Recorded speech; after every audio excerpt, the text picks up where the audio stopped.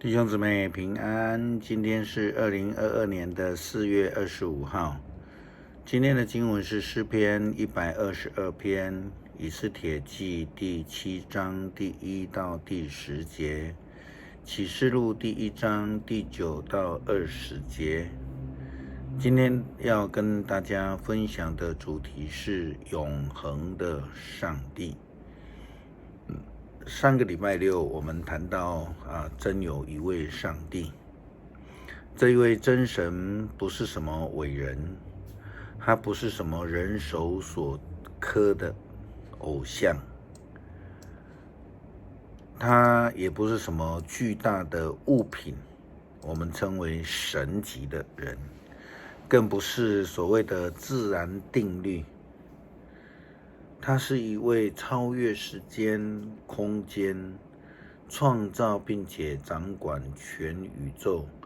胜过阴间死亡权柄的真神。上帝既然他是一位超越时间的限制，他就是那一位习在、今在、将来永远存在的上帝。我们称为永恒的上帝，他是从我们所不知道的过去，一直到我们无法知道的将来，都一直存在的上帝。所以圣经以赛亚书曾经这样告诉我们，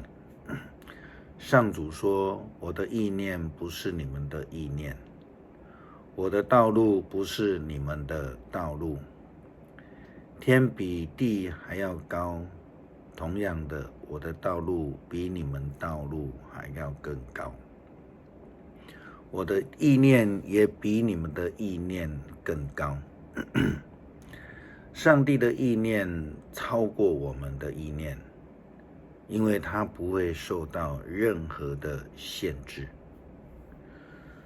我们看到现今苏俄侵略乌克兰的事件上面，我们看到了一件非常神奇的事情。原本呢，苏俄以他的军力，他认为可以在几天之内就血洗乌克兰。这样的苏俄军队竟然让乌克兰看起来像四散的军队，各个的击破、击毁他们的坦克，击落他们的米格机或是苏凯机。原本因为要掌握到制空权的苏俄部队，并没有真正实在的去掌控到乌克兰的这个制空权。因此到现在将近2个月的战争的时间，苏俄的军队其实可以说是节节的败退。据军事专家的预计他们说乌克兰是得到了美国富豪所提供的一个卫星的连线，叫做 Starlink。这样的卫星有2000多颗，提供了精确的资讯，让他们非常精准的可以攻击苏俄的这一些重机械的这个武器。即便我们都知道乌克兰的电子通信设备在战争一开始的时候就受到苏俄的这个飞弹的摧毁轰炸摧毁，但是有这一种所谓的超越的卫星通信方面呢，就没有受到阻碍，甚至更精准。基督徒在信仰上就是因为信靠那一位超越的上帝，当然比卫星还要更超越了因此能够得到上帝的保守，永恒上帝是不受限制的，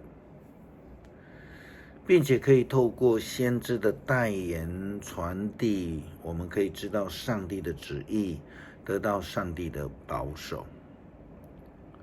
我们每一次看到以斯帖记的时候，就会觉得真的是不可思议因为就人的眼光来看，掌权的哈曼已经计划要灭掉以色列全族，而且很快就要执行了，就好像我们看到苏俄侵略乌克兰一样，一个灭绝种族的计划。就又从正常的角度来说，一位妇女即便是有皇后的身份，也不可能在没有受到邀请的情况之下去上朝去觐见皇帝。但我们看到全以色列人都在禁食、撒灰、祷告，将他们所遇到的困境交托给上帝的时候，以斯帖皇后她自己也禁食，祈求上帝掌权。这样子以后一切都改观了。当然我们会有人听说有人这样的问，他们会说到，哎呦，以斯帖皇后本来就是一位有智慧的皇后啦。没有错，我们从圣经的记载的角度来看，其实我们不难明白以斯帖他自己都认为他没有把握，虽然他很聪明，他很勇敢，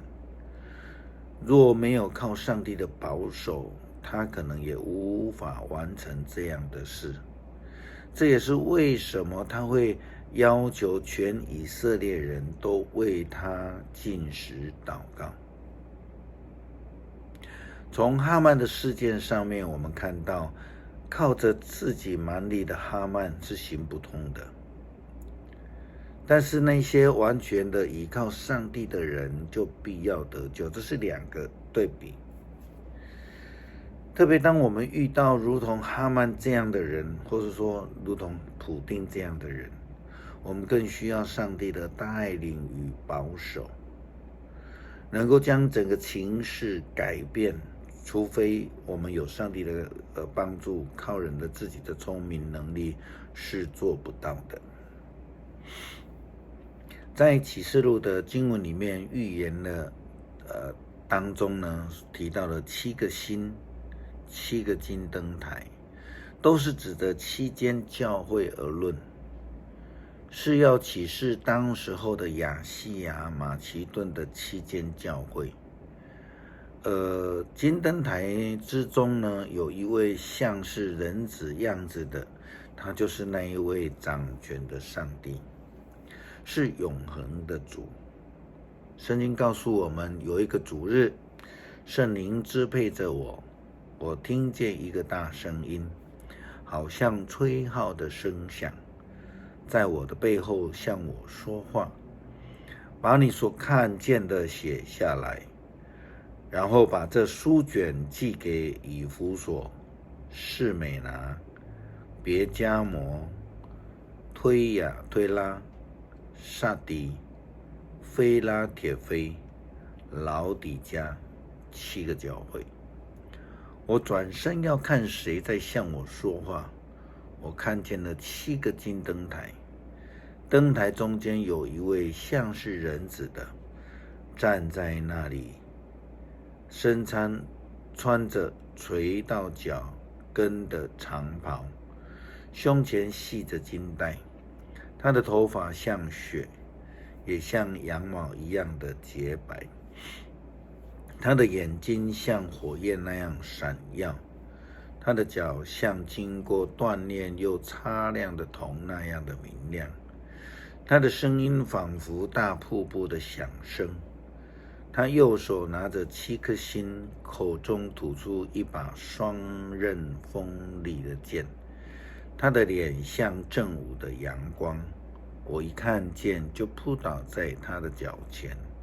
像死人一般。上帝的灵启示了约翰，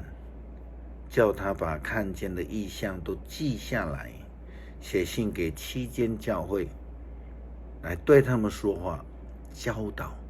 提醒各教会的基督徒。这是启示的书信。在事情还没有发生之前，上帝透过约翰提醒众教会。在启示录，上帝也启示了他自己是一个昔在、今在、永远存在的上帝。他告诉约翰说：“不要怕，我是开始，也是终末 ，Omega、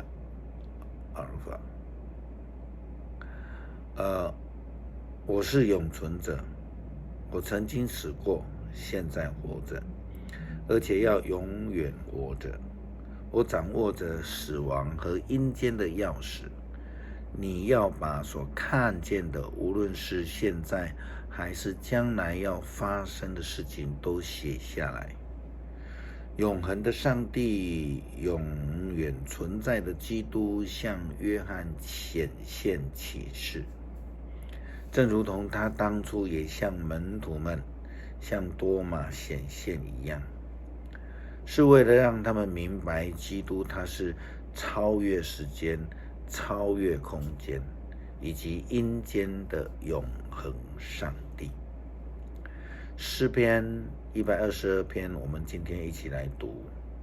有人对我说：“我到上主的殿宇去。”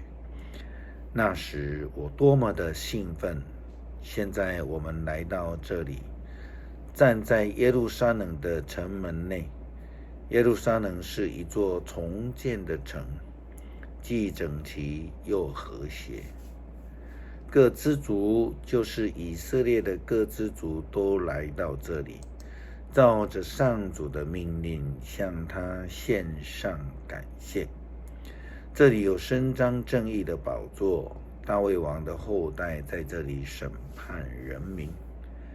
要为耶路撒冷求和平。愿爱你的人都兴旺，愿你城里有和平，愿你宫里有安全。为着我的亲友，我向耶路撒冷说：愿你平安。为着上主我们上帝的殿宇，我要为你祈求幸福。恳求天父帮助我们看到这一位永恒的救主，知道要坚定的相信跟随，能够得到这超越的爱与救恩。让我们以不变的信心来跟随，依靠他超越而永恒的救恩。